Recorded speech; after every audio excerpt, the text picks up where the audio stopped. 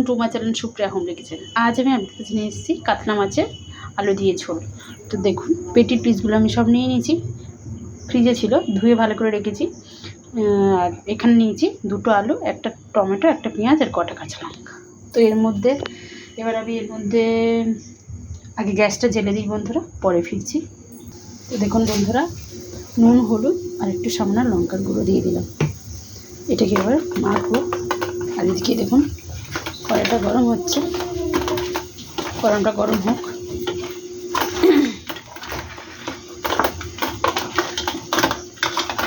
দেখুন এটা মাখা হয়ে গেছে,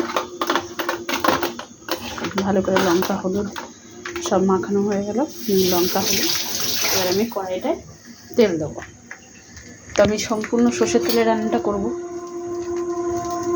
পরিমাণ মতো তেল দিলাম বন্ধুরা, দেখুন মাছটা ভাজা বলে পরিমাণ মতো তেল দিলাম। তো কড়াইটা ভালো করে গরম হোক, আমি পরে ফিরছি।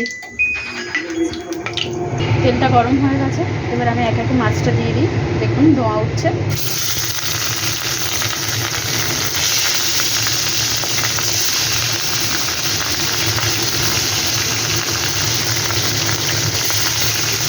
সবকটা মাছই দিয়ে দিই, আর এখানে আমি এগুলো কেটে ফিরছি।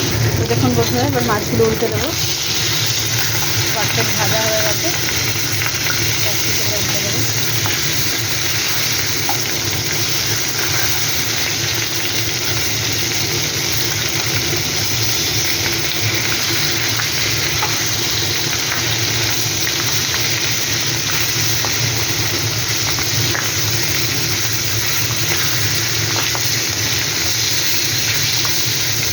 তো ভালো করে ভেজে ফিরছি, এই সাইড ভেজে ফিরছি। আর এখানে দেখুন সব কেটে নিয়েছি, পরে ফিরছি। তো এবার বন্ধুরা আমি মাছগুলো তুলে নেবো, তুলে নিয়ে আমি রেখে দেবো।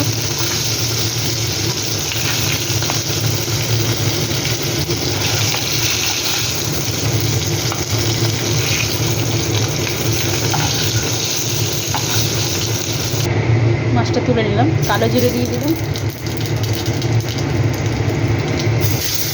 পেঁয়াজটা দিয়ে দিলাম।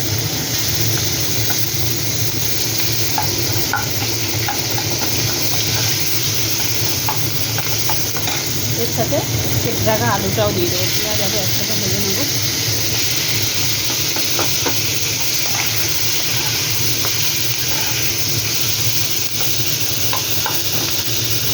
কিছু না করতে ভালো লাগলে এই রান্নাটা করবেন, ভালো লাগবে। তো ভালো করে পেঁয়াজ আলুটা ভেজে ফিরছি। তো দেখুন বন্ধুরা, আলুটা ভাজা হয়ে গেছে, এবার আমি টমেটো আর কাঁচা লঙ্কাটা দিয়ে দেবো। টমেটো কাঁচা লঙ্কাটা দিয়ে দিলাম। এবার আমি ভাজার মধ্যে নুন দিয়ে দেবো, স্বাদ মতো।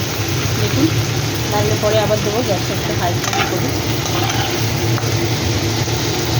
তো দেখুন বন্ধুরা, এবার আমি একে মশলাটা দিয়ে দেবো। মশলার মধ্যে শুধু হলুদ গুঁড়ো দেবো, লঙ্কার গুঁড়ো দেবো, আর একটু জিরে গুঁড়ো দেবো।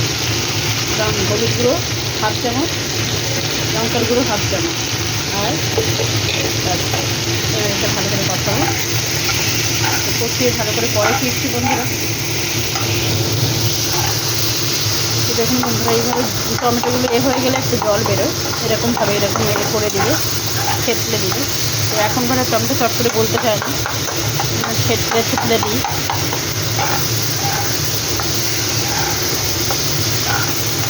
তো ভালো করে কষিয়ে ফিরছি। তো বন্ধুরা দেখুন, এখানে আমি জল বসিয়েছি, এই গরম জলটা আমি ঝোলটার মধ্যে দিয়ে দেবো।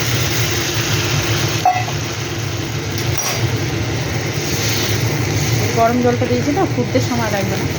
এবার আমি সাথে সাথে জিরে গুঁড়ো দিয়ে দেবো আর মাছ দিয়ে দেবো। দেখুন বন্ধুরা, জিরে গুঁড়ো দিয়ে দিলাম 1 চামচের মতো, আর মাছ দিয়ে দিলাম। এটাকে ফুটিয়ে পরে ফিরছি, পুরো ফুটিয়ে নিয়ে 5 মিনিট পরে ফিরছি। তো দেখুন বন্ধুরা, ঝোলটা অনেকটা কমে এসছে। এবার আমি মাছটা একটু শুধু উল্টে দেবো আর একটু ফোটাবো, ব্যাস হয়ে যাবে আমার রান্না। আলুটাও সিদ্ধ হয়ে গেছে। তো আর একটু ফুটিয়ে ফিরছি। তো দেখুন বন্ধুরা, আমার কাতলা মাছের ঝোল রেডি হয়ে গেছে।